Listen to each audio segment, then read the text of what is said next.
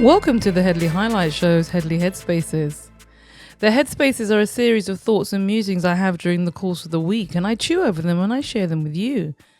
And this week's Headspaces, we have a new Pope, and he's an American.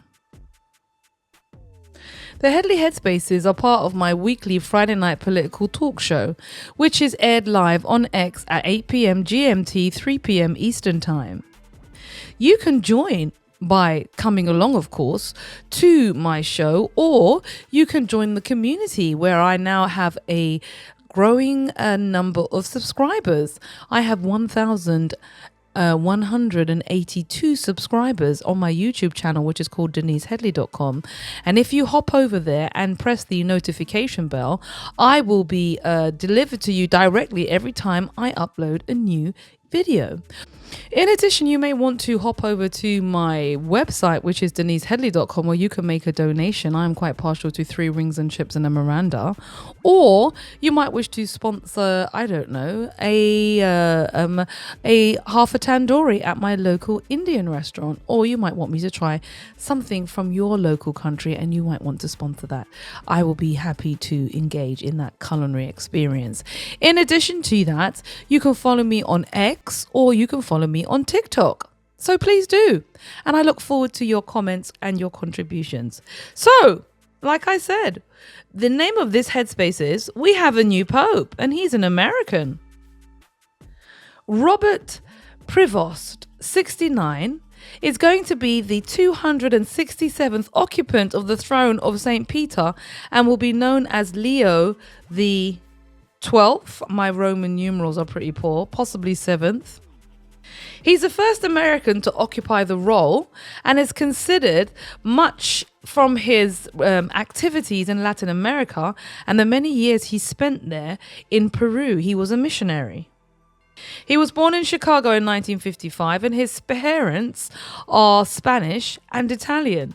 And he served as an altar boy and was ordained in 1982. But he moved to Peru 3 years later and he returned regularly to the US. Now, a few weeks ago, I had a conversation about whether the world was ready for a black pope, and I concluded that was a very large no. So we should really see the advance of an American pope as a move towards greater inclusion in terms of the papacy and who occupies that role. Because prior to that, he's the very first American. That means there's never been an American person who's ever been the pope, let alone anybody who's an African. Now, I don't know about you, but I'm not a practicing Catholic, and therefore this whole choosing of the Pope and the death of the last Pope didn't have the kind of significance to me that it has to other people who see the Pope as the embodiment of the word of the Lord, effectively, on this mortal plane. I will be interested to see just exactly what he's going to do as a Pope and whether he gets any more press coverage. I know Mr. Trump welcomed him as somebody who was going to carry forward very strong religious ideas, and he was very pleased to see that he was the very first American to occupy the position. But like I said in my previous Headspace, I would like to see what the Pope actually does in terms of directing the flock, which is the human flock, the people who are practicing Catholics. What is he going to direct them to do?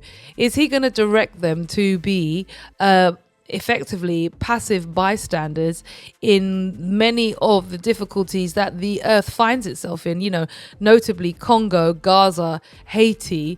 What is the Pope actually going to do about some of these large questions? Is he going to direct his flock to take particular types of action and to engage in potentially different types of behavior in the terms of what they do? Is he going to direct them to potentially boycott particular communities or particular products because they support genocide or they support discrimination? So I'm not, because one, I said to you before, I'm not a Catholic, but the other issue for me is I just want to see what he's actually going to do with the influence he has over the entire diocese. Is he going to do like what I imagine most popes will do? He won't rock the boat. He'll offer a couple of platitudes about the poor and the needy.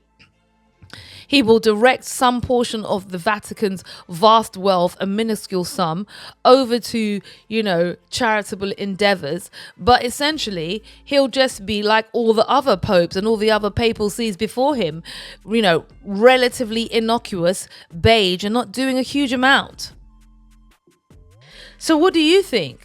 Are you infused by the fact that we have a new pope, Pope Leo the Seventh, potentially the 12th? If I could read Roman numerals, I'm a bit poor at that. But do you think he's going to make a substantive difference to the world? What will be his impact? I mean, are you a practicing Catholic? Were you engaged in any way in the ceremony of the whole exercise, given that it was a very undemocratic, election, for want of a better word? Only, I think, 87 people chose him. So what about the whole rest of the diocese? Don't they have a say? So, what do you think about that process in itself? The fact that it was a very close group of pickers. What's your thoughts on that? Or are you hopeful under this new papacy? Do you think that the pontiff will be impactful in a way that the previous pontiff, based on my own observation, wasn't? Jump up on the podium, give me your thoughts, your 2 pence, your 3 cities, or your declining dollar price. And thank you also for your listening ear. And I thank you in anticipation of that donation that I'm looking forward to. I so need a new PC, or basically just 3 wings and chips. Come back next week, darlings, and thank you so much. And cut!